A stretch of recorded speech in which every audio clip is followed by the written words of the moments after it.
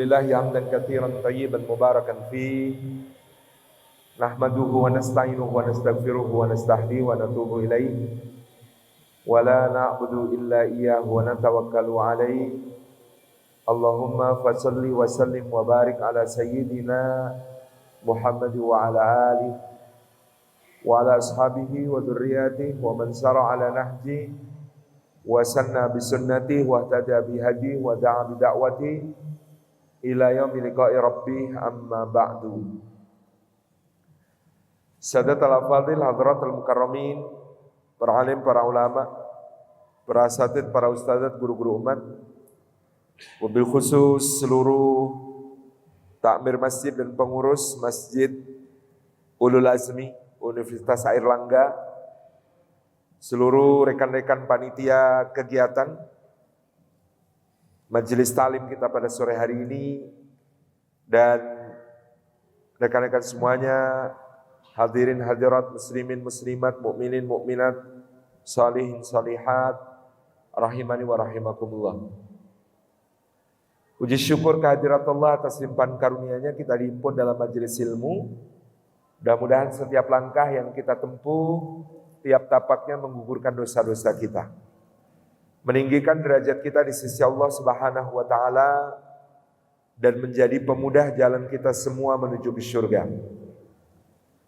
Juga duduk kita semua semoga termasuk taman di antara taman-taman surga, tempat Allah mencurah-curahkan rahmat-Nya, menaungkan sayap-sayap malaikatnya, menurunkan sakinah ke dalam hati kita, dan menyebut-nyebut nama kita semua dengan bangga pada makhluk-makhluk mulia yang ada di sisinya. Amin Allahumma amin.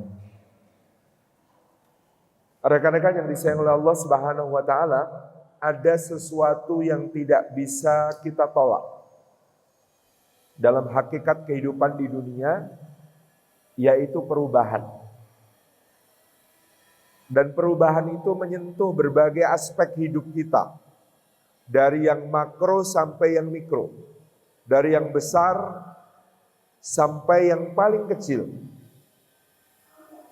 Katakanlah Anda sedang kuliah dan membayangkan bahwa menempuh pendidikan sampai jenjang kuliah, melanjutkan nanti dengan jenjang S2, S3 dan seterusnya, adalah bagian dari cara kita menata masa depan kita. Tapi faktanya begini, di tahun 1980-an, lulus SMA itu sangat berharga. Anda membawa ijazah SMA untuk melamar kerja di tahun-tahun itu sudah sangat memadai. Di tahun 90-an yang dicari sarjana muda. Ada BA, ada BSc, ada BCHK, dan lain sebagainya. Di tahun 2000 paling tidak Anda perlu untuk mengantongi gelar S1. Gelar sarjana itu bermacam-macam. SPD, kata bapak saya, sarjana penuh derita. SAG, kata om saya, sarjana agak gimana gitu. Dan sekarang berkembang menjadi lebih kompleks lagi berbagai gelar-gelarnya. Tetapi semakin ke sini, relevansi gelar kependidikan itu menjadi semakin berkurang. Yang dulu dihargai, yang dulu diapresiasi, yang dulu bahkan bisa menjadi jaminan masa depan, hari ini tidak lagi. Bahkan profesi-profesi yang dahulu sangat menjanjikan, pada hari ini tidak lagi. Di tahun 1980-an itu 2 jalur. Kalau mau kayanya cepat, engineer. Kalau mau kayanya nanti sesudah agak senior, dokter. Hari-hari ini menjadi dokter umum itu menempuh pendidikan yang cukup panjang, dari S1-nya, kemudian koasnya, lalu internship-nya, nanti harus mengambil, zaman sekarang ketinggalan kalau tidak mengambil spesialisasi, bahkan mengambil spesialisasi pun harus mengambil konsentrasi yang lebih khusus spesifik lagi. Dan tantangannya kemudian banyak. Tidak semudah dulu menjadi dokter. Kata kawan saya yang berpraktek umum, kalau nanganin pasien BPJS berarti akan dibayar senilai parkir sepeda motor di luar kampus. Per pasien. Belum lagi itu nanti akan ditunggak pembayarannya berbulan-bulan setelah kejadian. Sementara pasien juga sekarang semakin ngeyel karena pergi menghadap dokter dengan googling terlebih dahulu. Sudah tanya, loh saya tadi baca artikel enggak begitu dok. Belum tantangan teknologi, orang sekarang bisa masuk alat seperti lemari, di-scan dari atas sampai ke bawah, ketahuan semua penyakitnya, semua gangguan metabolismenya, semua kondisi organnya, semua ketahuan. Tekan satu tombol lagi sudah keluar semua rekomendasi treatmentnya, termasuk obatnya dan dosisnya. Belum lagi akan dibuka program untuk dokter-dokter dari berbagai negara ASEAN dengan pasar bebasnya bisa masuk ke Indonesia. Tantangan itu menjadi tidak mudah. Dulu kita mengira artificial intelligence itu akan mengancam pekerjaan-pekerjaan yang mungkin basic. Tapi bahkan sampai pekerjaan yang advance. Desainer grafis, fotografer, dan lain sebagainya. Ilustrator, semua berubah. Perusahaan taksi terbesar di dunia hari ini tidak punya mobil satupun, hanya punya aplikasi. Yang punya mobil, sopir-sopirnya. Perusahaan jejaring hotel terbesar di dunia juga tidak punya kamar satupun, hanya punya aplikasi. Terjadi shifting, yang perubahannya itu bahkan disebut sebagai perubahan yang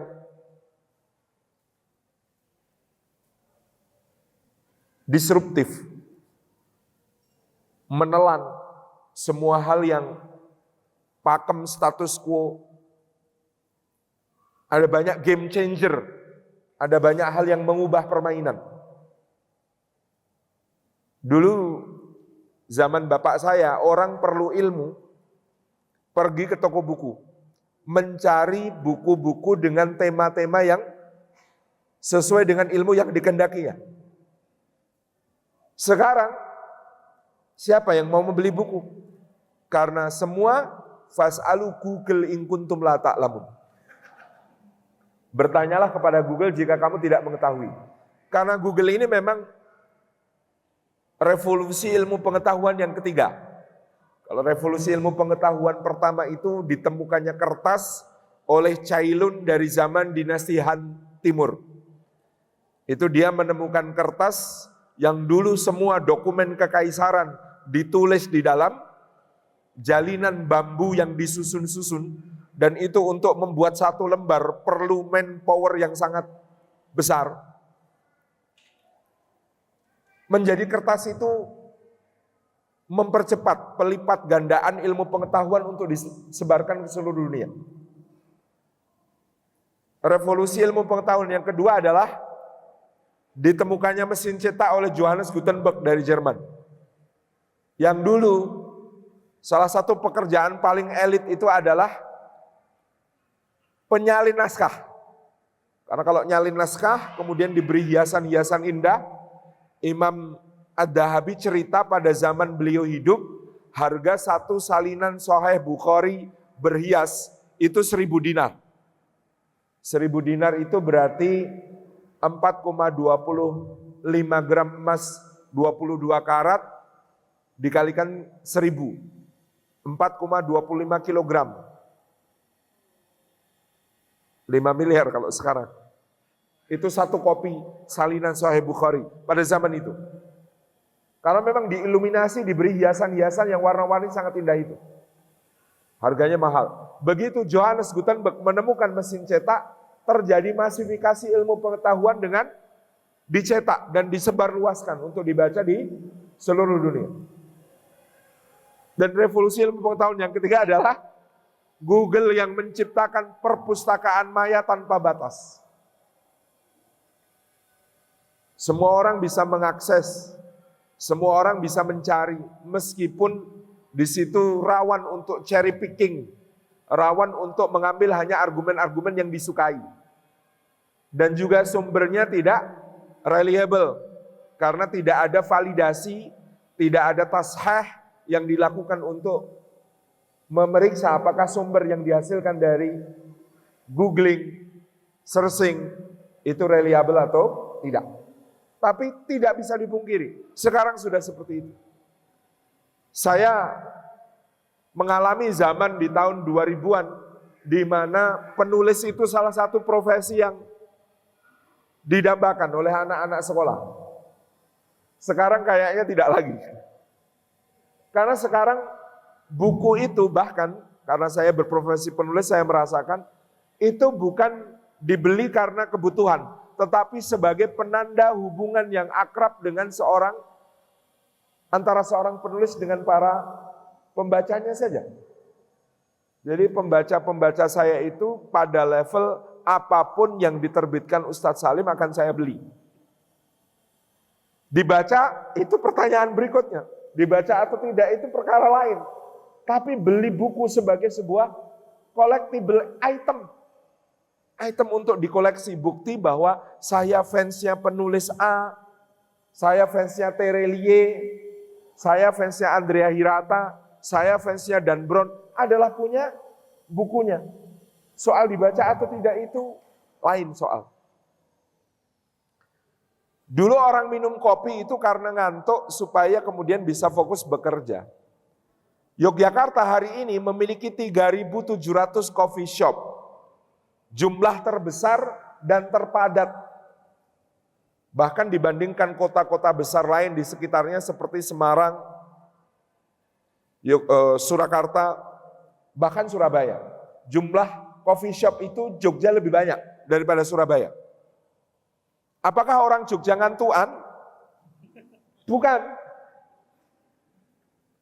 Faktornya bukan soal kopinya juga bahkan, tetapi karena bekerja di kafe, WFC, work from cafe, dengan laptop yang bergambar apel kroa. Sepertinya mati. Ya. Dengan laptop yang bergambar apel kroa. Kemudian di sampingnya ada cafe latte dengan latte artnya itu berbentuk bunga, daun, lilin, angsa. Saya pernah order Garuda Pancasila, nggak jadi.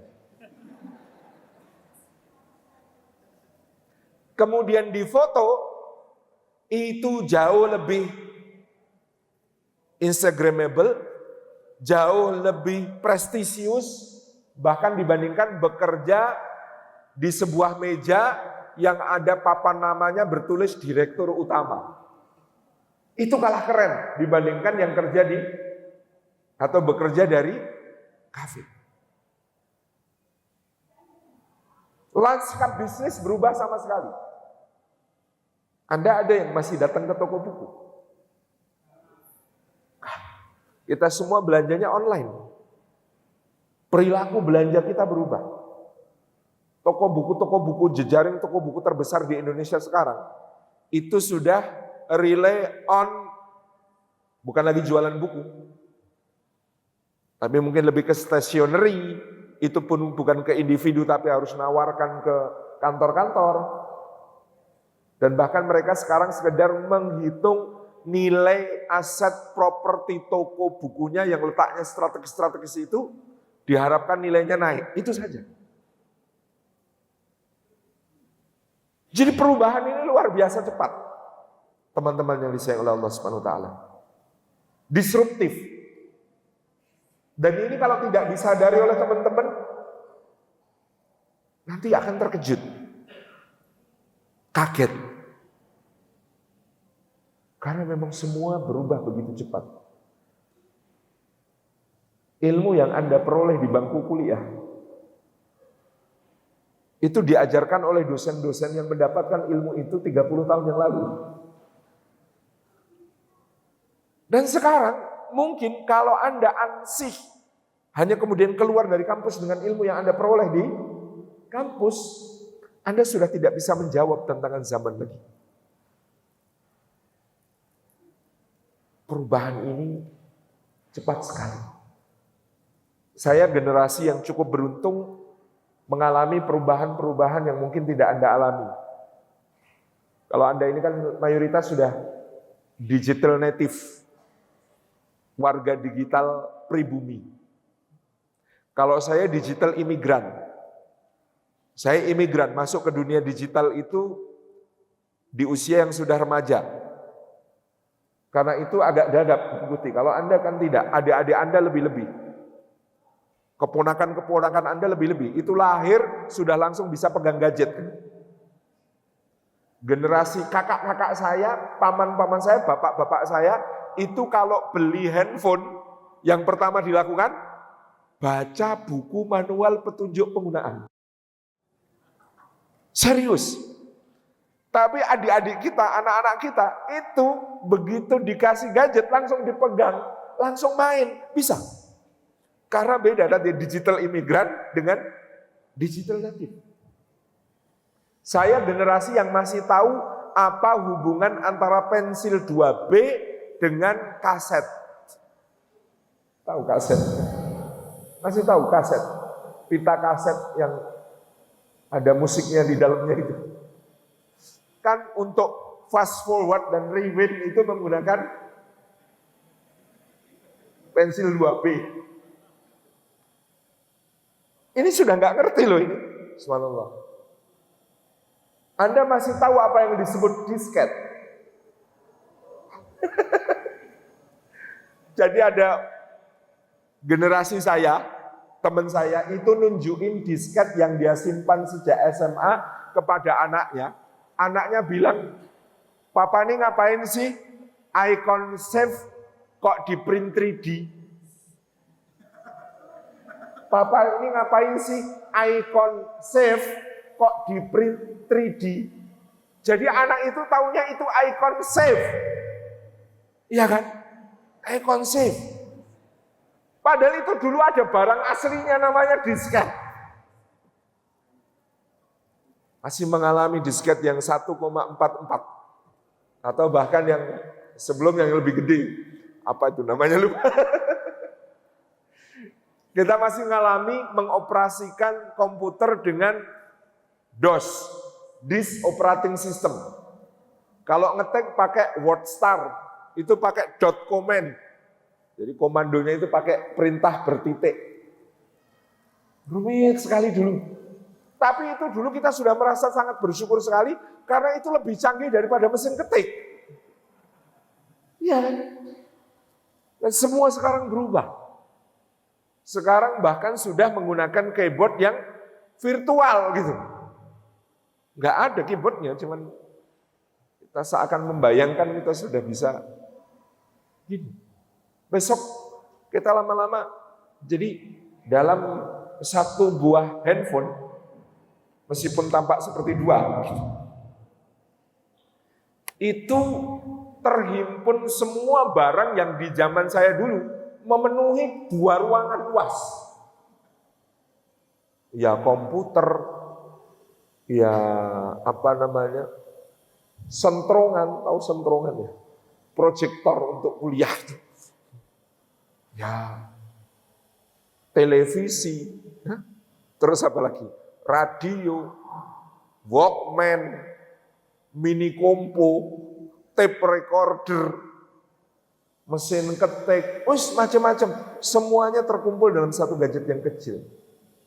Jadi niscaya perubahan ini niscaya. Itu artinya ilmu yang Anda pelajari di kampus hari ini itu mungkin tidak akan relevan hanya dalam waktu yang jauh lebih singkat daripada yang kita perkirakan. Ini bukan Ustaz Salim bilang kalau gitu nggak usah kuliah ya Ustaz ya. Bukan. Karena yang akan Anda bentuk di dalam kuliah itu bukan ngambil ilmunya apa, tetapi bagaimana learning culture-nya, bagaimana budaya belajarnya, bagaimana kemampuan adaptasinya, bagaimana kemudian kita menggunakan metodologi saintifik untuk mendekati berbagai persoalan. Itu yang harus Anda lebih fokus. Karena itu yang akan lebih berumur lebih panjang daripada wawasan dan pengetahuan, data dan informasi yang hari ini Anda dapat di kampus. Jadi ini luar biasa. Ada perubahan-perubahan besar. Tantangan zaman yang kemudian sangat cepat. Disruptif. Mengubah segalanya. Anda tahu perusahaan salah satunya yang terlambat bertransformasi di Indonesia nasibnya seperti apa? Contoh, PT Pos Indonesia. Itu termasuk perusahaan yang terlambat bertransformasi. Maka untuk soal kirim-mengirim dia kalah dengan perusahaan-perusahaan swasta yang kemudian menjamu. Layanan-layanannya kalah. Contoh lain, yang terlambat untuk bertransformasi. Banyak dulu, sudah terdisrupsi dengan cepat. Anda tidak mengalami zaman di masa saya, di mana handphone itu ada kata lain, namanya Nokia. Semua orang itu pakainya Nokia, connecting people. Jadi tagline-nya itu connecting people. Tapi Nokia terlambat bertransformasi dengan dunia Android yang begitu sangat cepat menguasai pasar, mengambil alih pasar dengan open source yang kemudian begitu cepat menjadi alternatif-alternatif bagi orang. Ini luar biasa. Jadi ketika hatta sebuah raksasa yang terlambat bertransformasi, yang gagap membaca perubahan, maka dia juga akan disconnect dengan realitas dan akan berada dalam tubir jurang kehancuran. Ini Ustaz Salim kajiannya kok dark betul gitu. Enggak. Kan kita harus mulai dari yang dark supaya terbit terang. Minad dzulumati ilan nur. Karena itu kita perlu mengokohkan hal-hal yang akan tetap kokoh dan tidak turun nilainya. Kalau data dan informasi cepat usang, kalau wawasan dan pengetahuan itu cepat kadaluarsa, ada sesuatu yang akan selalu berharga kapanpun, dimanapun. Dan kita belajarnya dari siapa? Ashabul Kahfi. Maka dari itu saya takjub bahwa Rasulullah Sallallahu Alaihi Wasallam mensunnahkan kita untuk membaca surat Al-Kahfi itu sepekan sekali di tiap hari Jumat. Karena di situ pula kita akan menemukan inspirasi tentang bagaimana cepat tanggap terhadap perubahan. Bagaimana kita selalu mampu beradaptasi dengan dunia yang disruptif sekali ini. Allah memulai cerita mereka dengan mengatakan begini. Nahnu naqussu 'alaika naba'ahum bil haqq innahum fityatun amanu bi rabbihim wa zidnahum huda wa rabatna ala qulubihim id qamu faqalu rabbuna rabbus samawati wal ard ila akhir ayat. Mari kita tinjau dulu. Nahnu naqussu 'alaika naba'ahum bil haqq. Kami menceritakan kisah mereka kepadamu wahai Muhammad sallallahu alaihi wasallam dengan kebenaran.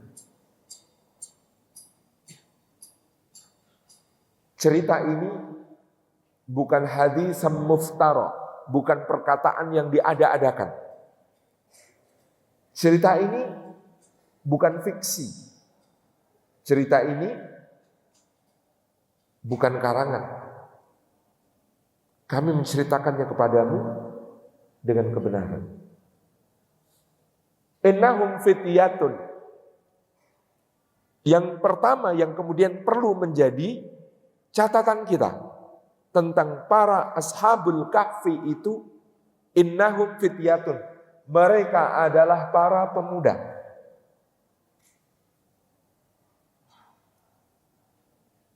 Kemudaan itu menjadi satu kunci penting. Sehingga bahkan usia saya yang sudah kepala 4 itu harus juga tetap menjadi muda kalau membaca surah Al-Kahfi. Di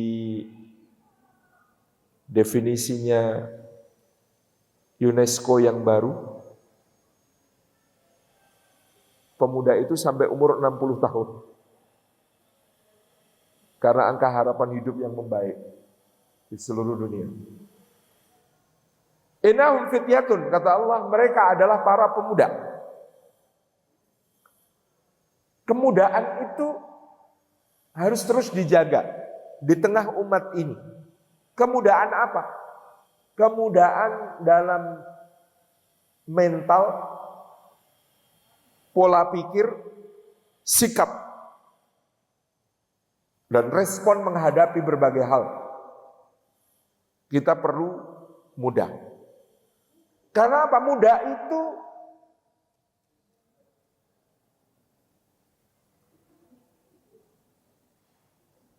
masih hijau. Jadi muda itu masih hijau.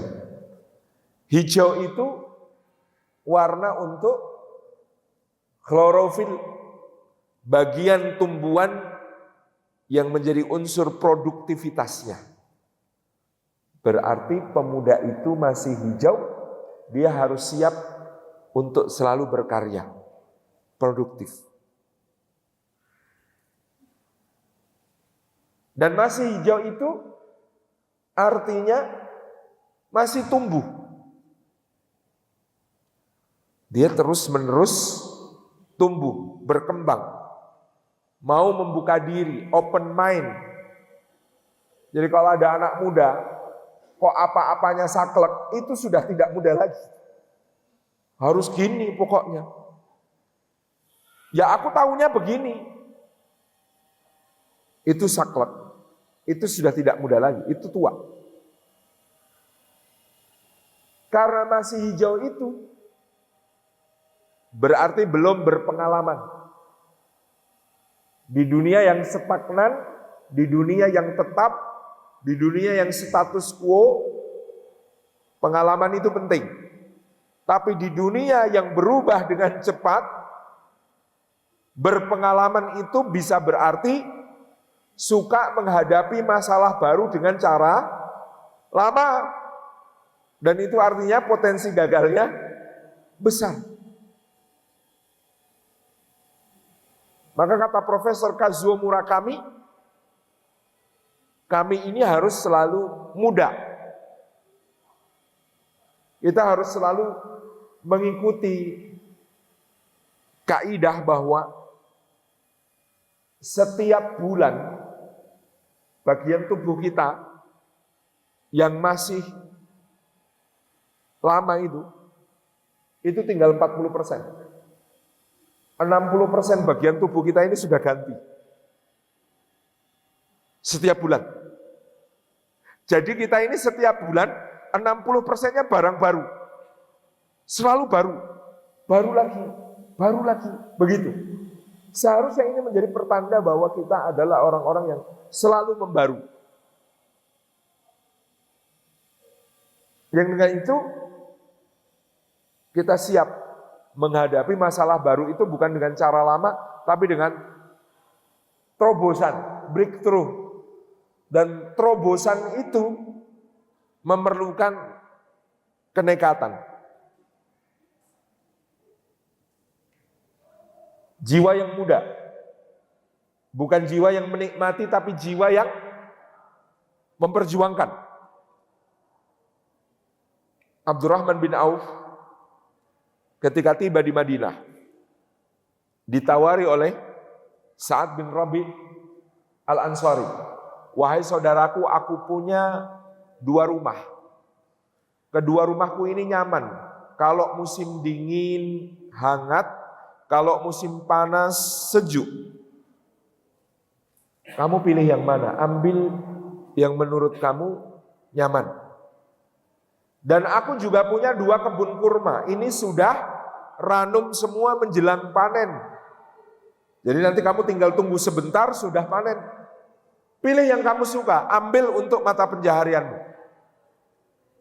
Dan bahkan aku punya 2 istri. Cantik semua. Saya membaca syarah hadis ini. Kenapa istri juga ditawarkan? Karena adat pada masa itu menikah dahulu, berumah tangga kemudian. Jadi menikahnya sekarang, tapi mereka belum berkumpul satu rumah, belum saling menyentuh, baru akan berumah tangga biasanya 3 tahun kemudian. Rasulullah dengan Aisyah sudah menikah sejak di Makkah, tapi belum bercampur, belum serumah. Baru akan serumah setelah 3 tahun kemudian di Madinah.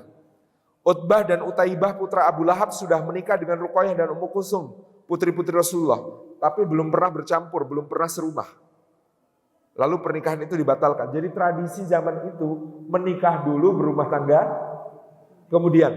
Jadi 2 istri yang disebut Sa'ad bin Rabi ini juga belum dia sentuh. Maka dia tawarkan, kamu pilih yang mana, nanti saya ceraikan, saya nikahkan dengan kamu. Karena di sini di Madinah itu maharnya mahal, repot nanti. Kalau Abdurrahman bin Auf berjiwa tua, jiwa ingin menikmati, jiwa ingin santuy, maka tentu dia akan mengatakan, yes, terima kasih. Uhuy. Dapat fasilitas hidup yang lumayan. Rumah dapat, kebun dapat, istri dapat. Tapi tidak, Abdurrahman bin Auf berjiwa muda, jiwanya breakthrough, terobosan. Dia dengan jujur mengakui, saya tidak punya ilmu tentang ngelola kebun, apalagi ilmu pertanian dan perkebunan. Enggak punya. Ini anak muda, dia jujur mengakui kompetensinya. Saya enggak bisa. Kalau ngelola kebun saya enggak bisa. Kalau engkau ingin membantu saya, wahai saudara, ilmu saya bidangnya perdagangan, jual beli. Maka kalau kamu mau membantu saya, tunjukkan saja jalan ke pasar. Hanya itu? Ya. Tunjukkan saja jalan ke pasar. Rumah enggak dipakai? Enggak. Nanti kalau ada rumah nyaman, saya malas ke pasar. Istri? Enggak. Cowok macam apa saya ini? Kalau istri saja disediakan tanpa saya perjuangkan.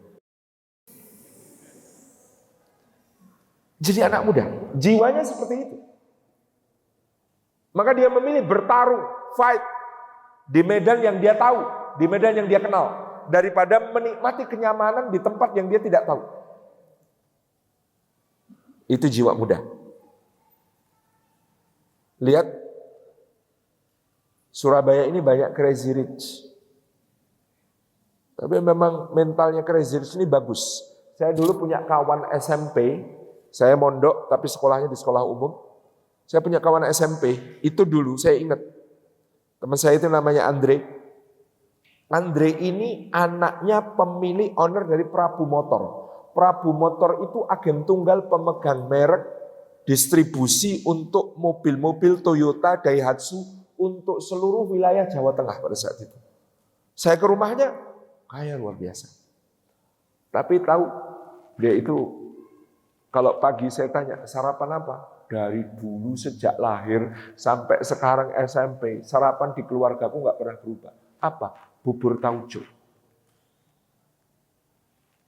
Karena orang tuaku pengen ngasih tahu, kekayaan yang didapat sekarang ini semua berawal dari sini. Uang sakunya ke sekolah itu, dia harus mengajukan proposal tiap awal bulan. Jadi kebutuhannya apa, untuk apa, gini. Terus dia harus nebus dengan bantuin di toko bapaknya. Kalau dia ngajukan anggaran jajan sebulan pada masa itu sekian puluh ribu, maka dia harus kerja di toko bapaknya sekian jam. Saya bilang, ini yang bikin mereka punya mental fight luar biasa. Kita kadang-kadang kan dapat bonus sedikit, rasanya pengen ngafe, menikmati ini, plesir ke sana gitu ya.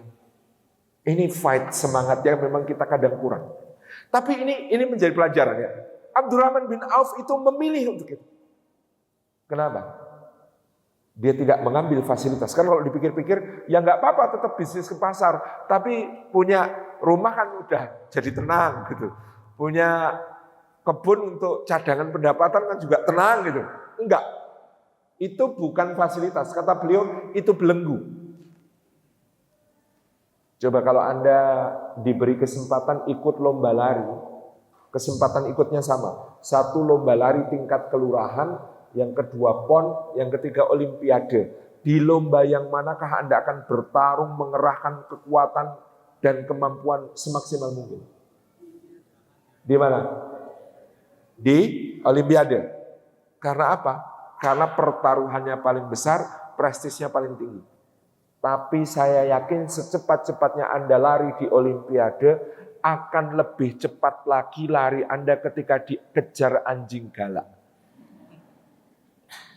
Karena pertaruhannya sebenarnya bukan cuma soal nyawa, tapi kehormatan. Itu di saat seperti itu Anda bisa melompati pagar tinggi yang kalau disuruh ngulang di keadaan biasa nggak akan bisa. Itu di saat seperti itu Anda bisa melompati parit yang lebar yang kalau disuruh ngulangi di saat biasa tidak akan bisa. Itu di saat itu Anda akan terluka dan tidak merasakan luka itu sampai nanti benar-benar merasa selamat. Begitu Anda merasa aman dan selamat, baru luka itu terasa. Orang kalau fight luar biasa. Jadi kita harus selalu istilah orang Jepang menyediakan hiu-hiu kecil dalam hidup kita. Tahu nggak? Orang Jepang itu kan pengennya makan ikan tuh yang seger gitu ya. Maka dulu nelayan Jepang nangkap ikan di laut itu gimana caranya biar seger? Dikasih es batu. Namanya orang Jepang nggak puas. Kasih es batu ini berarti mati 3 kali ini. Dimasukin freezer ini berarti mati 3 kali nih ikan ini, nggak seger, nggak enak. Akhirnya kemudian mereka masukin ikan ditangkap hidup-hidup, dimasukin ke dalam kolam. Di dalam apa namanya? Kapalnya itu. Jadi kapalnya harus disediakan kolam air untuk nampung ikan-ikan ini supaya tetap hidup, supaya nanti ketika di darat itu dinikmati hidup. Tapi rasanya sepo kata orang Jepang. Kenapa? Karena ikannya ini lemes. Cuma dipelihara di dalam kolam, di atas kapal. Sampai daratan, meskipun hidup. Tapi hidupnya itu sudah lemes. Sampai akhirnya orang Jepang ini menemukan cara supaya ikan-ikan ini tetap segar ketika sampai daratan. Apa itu? Di dalam kolam yang dipasang di dalam kapal itu untuk nangkap ikan itu, diletakkan anak-anak ikan hiu. Yang sepanjang perjalanan itu anak-anak ikan hiu itu ngejar-ngejar ikan-ikan tadi. Dikejar-kejar terus, karena dikejar-kejar terus, seger terus itu. Begitu sampai di darat itu dimasak jadi sashimi gitu ya. Bukan dimasak, di sayat-sayat doang kan.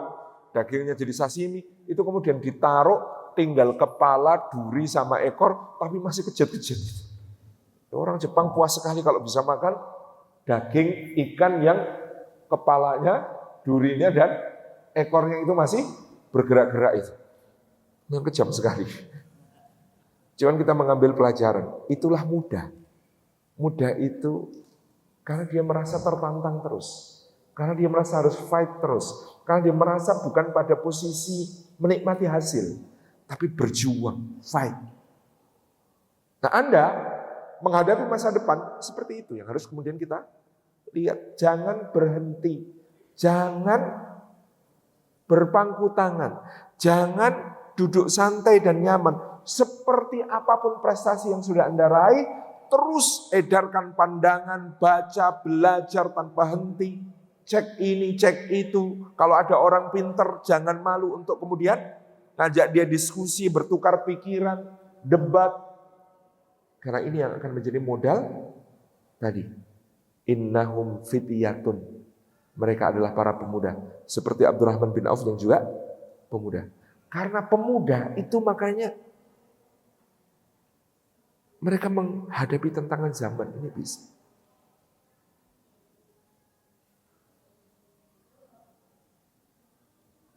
Mus'ab bin Umair itu ketika hidup mewah, dia mempesona. Dia mempesona. Cakep, rapi, wangi, modis, pakaiannya pakaian terbaik, parfumnya parfum terbaik. Kalau barusan lewat, ketahuan. Oh, ini 3 jam yang lalu Mus'ab lewat sini. Kok tahu? Parfumnya masih kecium. Tapi apa impact dari itu? Sekedar pesona. Anda tahu ketika kehidupannya berubah. Dia masuk Islam, ibunya memboikotnya. Apa yang terjadi kemudian? Mus'ab diboikot, pakaiannya menjadi lusuh, kulitnya itu menjadi mengering karena tidak dapat skincare lagi. Itu sampai digambarkan Sa'ad bin Abi Waqqas, kami melihat bagaimana kulit Mus'ab mengelupas seperti ular berganti kulit. Tetapi Mus'ab menemukan pesona dirinya bukan pada penampilan itu. Dia dengan perubahan itu menemukan pesona dirinya adalah akhlak dan kebaikannya. Sehingga dialah yang diutus Nabi SAW untuk membawa dinul Islam ke kota Madinah. Menyiapkan kota Yathrib menjadi tempat hijrahnya Rasulullah SAW. Makanya sampai-sampai pemuka kota Yathrib itu di awal Mus'ab datang mengatakan jangan sampai ketemu orang ini. Orang ini penyihir. Kita yang semula mau bunuh dia. Kalau dia sudah ngomong dan kita nyimak, kita berubah jadi pendukungnya. Bahaya betul orang ini. Tantangan itu membuat seseorang menemukan dirinya. Menemukan di mana kekuatannya. Di mana dia punya potensi-potensi besar. Maka jangan takut meninggalkan kenyamanan-kenyamanan yang Anda rasakan, karena di situ Anda akan menemukan kekuatan Anda. Itu anak muda. Innahum fityatun. Jangan takut untuk menanggalkan kenyamanan, privilege, apalagi fasilitas. Siapapun bapak kita, siapapun paman kita. Kalau Anda berani meninggalkan semua privilege-privilege itu, Anda akan menemukan diri Anda. Itulah yang dikatakan orang Kalab. Laisal fata man qala kana abi walakinnal fata man qala ha anadha. Bukan disebut pemuda orang yang mengatakan bapakku itu ini, bapakku itu. Tetapi disebut pemuda yang mengatakan ha anadha, aku. Anak saya yang nomor 1 namanya Hilma Akila Mumtaza, itu nyari pesantren, dia mempersulit diri sendiri sebenarnya. Nyari pesantren yang ustadz-ustadznya tidak kenal bapaknya, tidak kenal saya. Karena dia tidak mau menjadi di bawah bayang-bayang, oh anaknya Salim Afilah ya. Itu kan sulit. Karena hampir semua Pengasuh pesantren kenal Salim Afilah, itu repot. Tapi dia selalu begitu, nggak mau. Paling tidak teman-temannya. Aku bisa Ustadz, Ustadzah mungkin kenal Abah, tapi aku akan minta mereka silent, nggak boleh bocorin itu ke teman-teman. Akhirnya itu yang terjadi. Itu bagian dari, saya senang. Karena mungkin ada orang yang modelnya, dikenal bapaknya itu senang. Saya itu anaknya ini loh, jangan macam-macam sama saya. Tapi alhamdulillah anak ini tahu. Sampai dia kemudian mewakili sekolah dalam berbagai macam lomba. Ya, pada akhirnya ketahuan juga. Tapi sudah pada titik di mana dia membuktikan dia berprestasi bukan karena siapa bapaknya. It's okay. Jadi innahum fityatun. Ini kemudahan yang seperti ini, kekuatan Anda di masa yang akan datang. Kata Allah yang berikutnya, amanu bi rabbihim. Mereka para pemuda itu beriman kepada Tuhannya. Maka ada yang tidak akan pernah juga usang, tidak akan pernah lekang, tidak akan pernah kedaluarsa, itu iman. Jadi sesudah kemudahan tadi yang harus kita jaga. Yang kedua, kalau kita mau sukses di masa depan, ada iman yang juga harus kita jaga.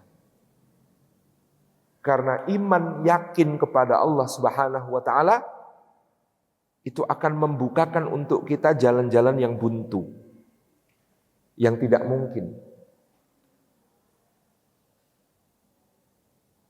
Jadi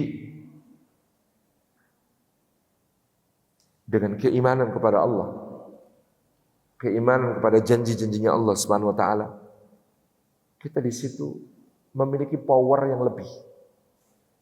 Apa power yang lebih dari iman itu? Satu, power of control, kekuatan kendali. Orang beriman itu lebih punya kendali, lebih punya kontrol daripada orang yang tidak punya iman. Karena mereka tahu mereka akan mempertanggungjawabkan semua perbuatannya kelak di akhirat. Dan dengan iman mereka punya cita-cita tinggi. Cita-citanya surga. Cita-citanya kematian terbaik. Dan itu yang akan menjaga kita on the track. Bisa nggak mulai hari ini kita mempertanyakan setiap aktivitas kita? Ini ada hubungannya dengan surga nggak ya? Baca ini ada hubungannya dengan surga nggak ya? Melakukan ini ada hubungannya dengan surga nggak ya? Googling kata kunci ini ada hubungannya dengan surga nggak ya?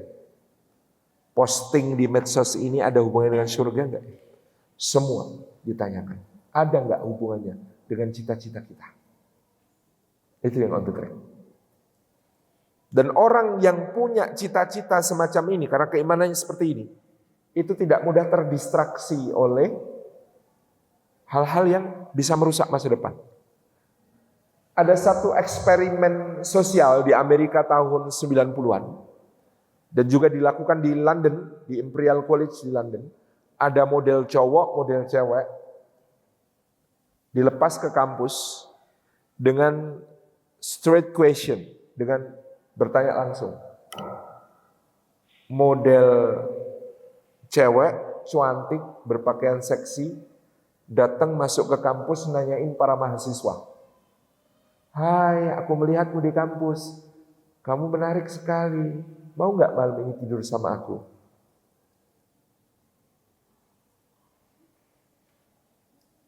Cowok-cowok itu, mahasiswa itu, hampir semua menjawab, yes, of course, why not? Digambarkan dalam eksperimen itu, ada satu cowok menjawab, enggak, kenapa kok enggak mau? Soalnya besok ujian.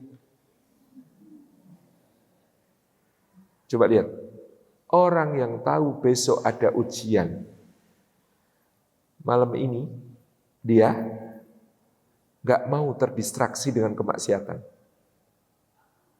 Itu karena besok ada ujian. Lalu ditanya, kalau besok gak ada ujian, tentu mau dong. Karena dia menganggap ujian itu penting, ujian itu sesuatu yang bermanfaat untuk masa depan, maka dia terjaga. Nah, orang yang punya iman, itu menganggap seluruh bagian hidup ini ujian, maka dia akan lebih terjaga lagi dari terdistraksi oleh hal-hal yang tidak ada hubungannya dengan masa depannya, yang tidak bermanfaat bagi masa depannya, yang mungkin bahkan merugikan bagi masa depan. Iman. Orang kalau punya iman, dia diberikan oleh Allah Subhanahu wa taala keteguhan, setia kepada tujuan, on the track, tidak nolah-noleh.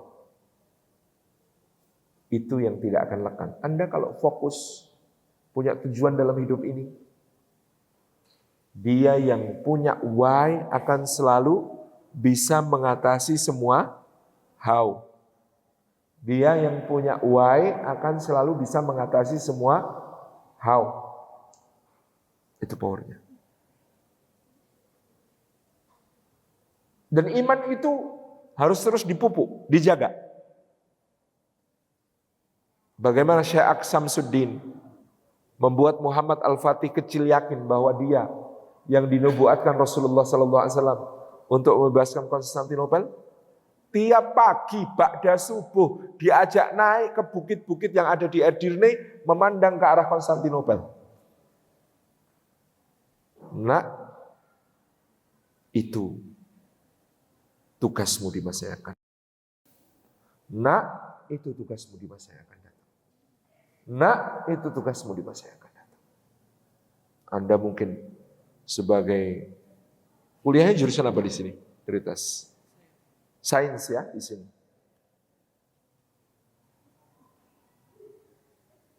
Anda mengatakan, Pak Jokowi, IKN itu 90% potensi mangkraknya.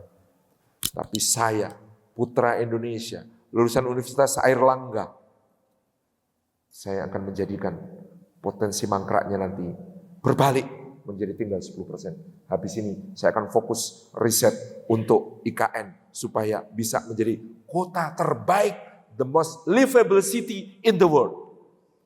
Misalnya begitu. Misalnya begitu.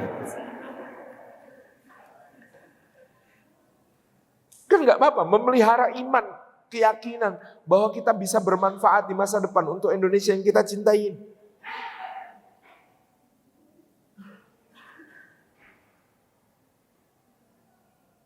Itu hal yang kemudian bisa kita jaga terus-terus. Amanu bi rabbihim. Jadi telah kemudaan lalu iman. Yang ketiga, wazidnahum huda. Dan kami tambah terus hidayah petunjuk bagi mereka. Ini menunjukkan bagaimana kemudian setelah iman itu ilmu. Tidak henti belajar, tidak henti untuk kemudian menambah pemahaman-pemahaman baru, dan Allah akan membukakan jalan-jalan baru. Waladina jahadu fina lanahdiyannahum subulana. Dan orang-orang yang bersungguh-sungguh melaksanakan apa yang kami perintahkan, kata Allah, maka kami akan tunjukkan kepada dia jalan-jalan kami. Orang kalau bersungguh-sungguh melaksanakan apa yang dia bisa lakukan, apa yang menjadi tugas dia, maka nextnya tinggal Allah yang akan membukakan jalannya. Tugasnya Nabi Nuh membuat kapal di puncak gunung. Dia nggak tahu gimana nanti itu kapal berfungsi. Karena dia beriman kepada Allah, zidnahum huda. Nanti akan diberikan petunjuk. Ternyata memang banjirnya mencapai puncak gunung. Tugasnya Nabi Ibrahim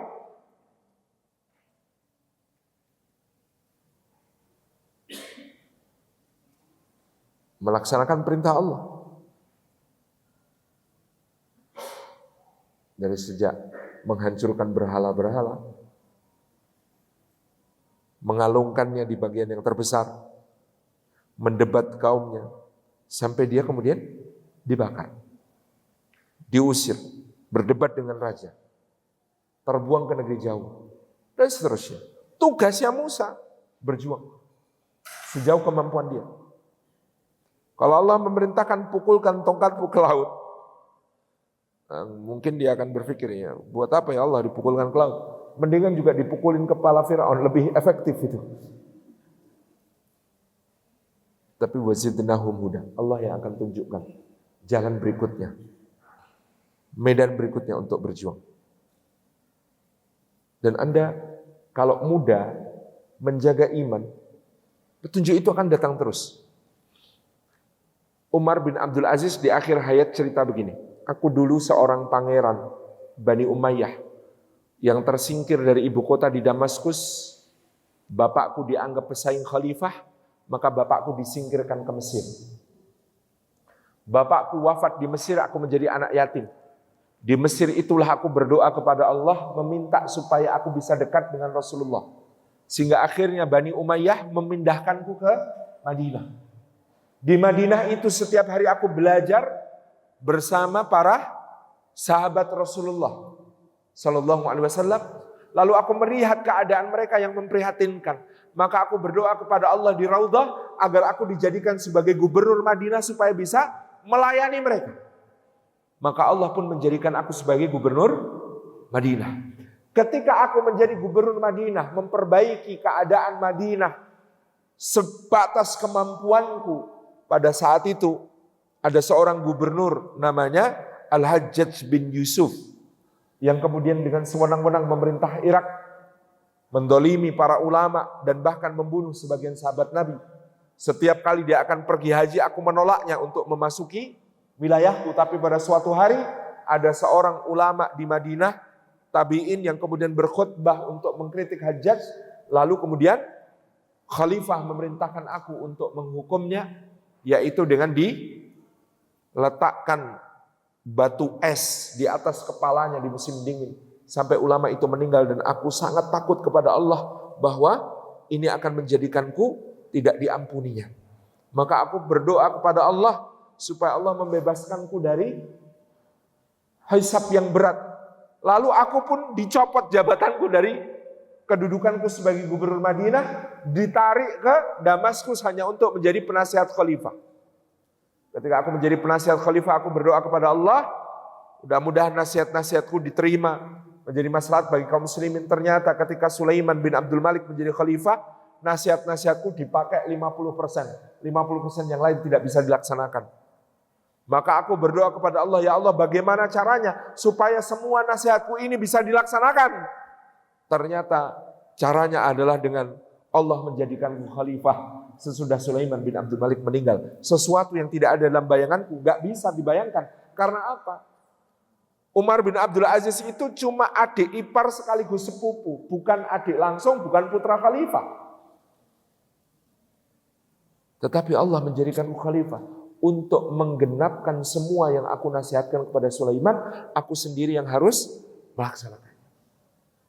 Dan sekarang aku di akhir hayatku dan seluruh kekhalifahan, alhamdulillah, dalam keadaan baik. Seperti dikatakan Muzahim, budakku, semua kaum muslimin dalam keadaan baik kecuali aku, dia, dan tunggangan kami. Jadi ketika Muzahim, pembantu sekaligus perdana menterinya yang statusnya budak itu, ditanya Umar bin Abdul Aziz, wahai Muzahim, bagaimana keadaan kaum muslimin? Keadaan kaum muslimin semua di wilayah kekuasaan wahai Amirul Mukminin baik. Satu-satunya yang agak nelongso cuma kamu, saya, dan tunggangan kita ini. Karena khalifahnya yang paling menderita dibandingkan rakyatnya.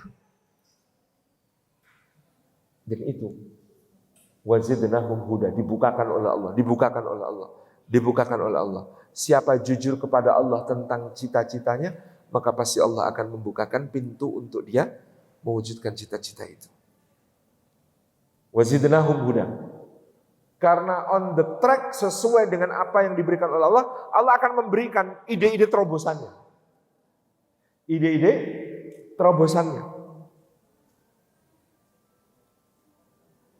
Muhammad Al-Fatih terhalang oleh blokade laut Kekaisaran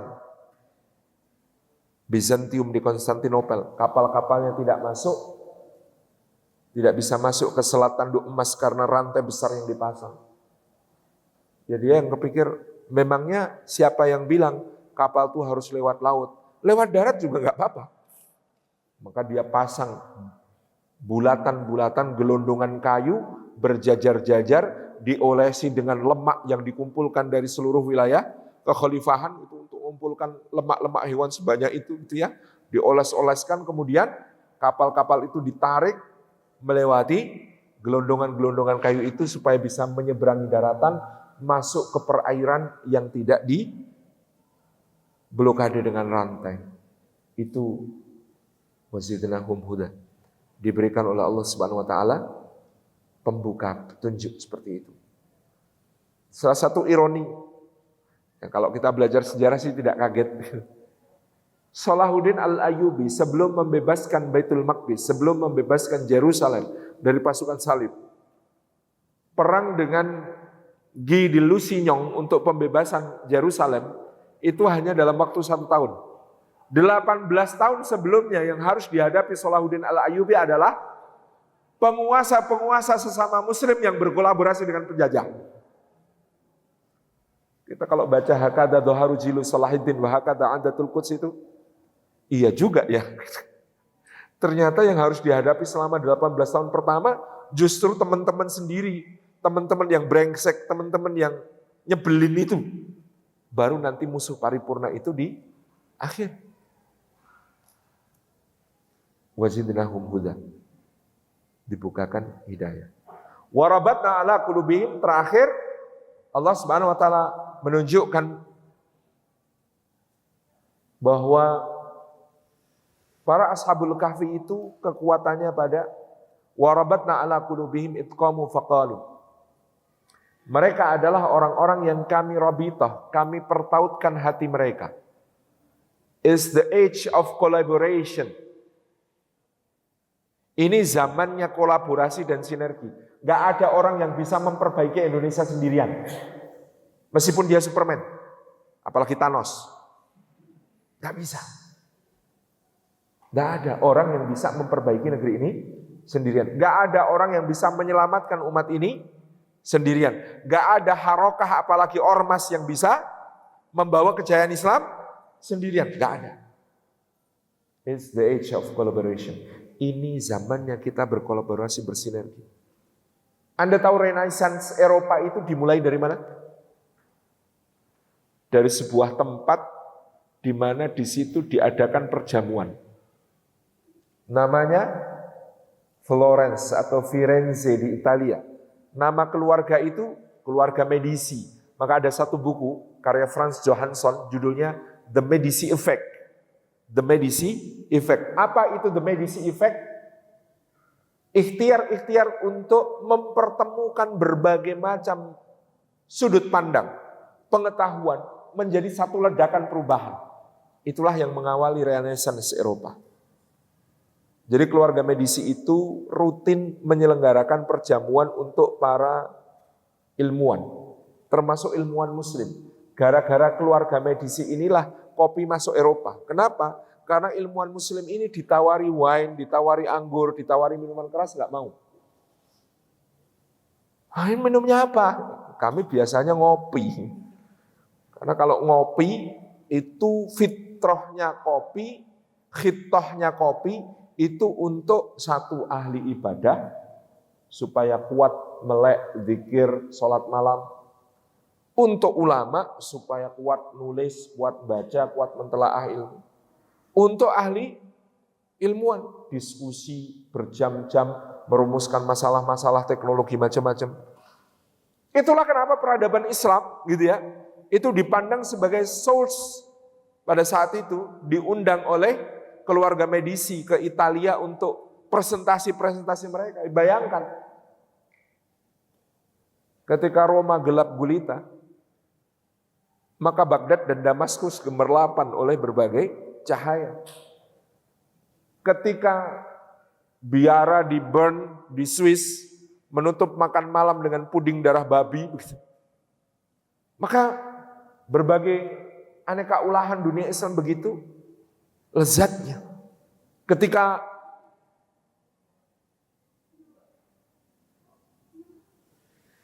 pesta-pesta alkohol dengan musik-musik tradisional ada di Eropa, maka di dunia Islam diskusi-diskusi ulama ditemani oleh kopi berlangsung begitu serius. Observatorium dibangun, mengamati bintang-bintang, memetakan bumi dan bahkan memetakan langit. Terjadi. Diundang oleh keluarga medisi di Firenze untuk apa? Beradu gagasan. Karena memang tidak ada terobosan di masa depan, itu berasal dari satu ilmu yang menspesialis. Anda harus menjadi spesialis, yes. Tapi Anda untuk menghasilkan terobosan perlu berdiskusi dengan lintas bidang, lintas ilmu untuk menjadi solusi bagi berbagai macam persoalan. Dr. Gamal itu sampai ketemu Pangeran Charles, sampai ketemu dengan Sekjen PBB, kenapa? Karena dia mempertemukan persoalan yang sangat dekat. Satu, sampah. Dua, layanan kesehatan yang mahal. Bagaimana kalau sampah itu menjadi solusi orang mendapatkan layanan kesehatan yang terjangkau? Pikirannya begitu. Itu tidak mungkin dipikirkan oleh dokter yang biasa-biasa saja. Itu pasti terpikir oleh dokter yang berinteraksi dengan berbagai aktivitas sosial. Anda pun begitu. Insya Allah demikian. Mohon maaf atas segala keberkenan. Assalamualaikum warahmatullahi wabarakatuh.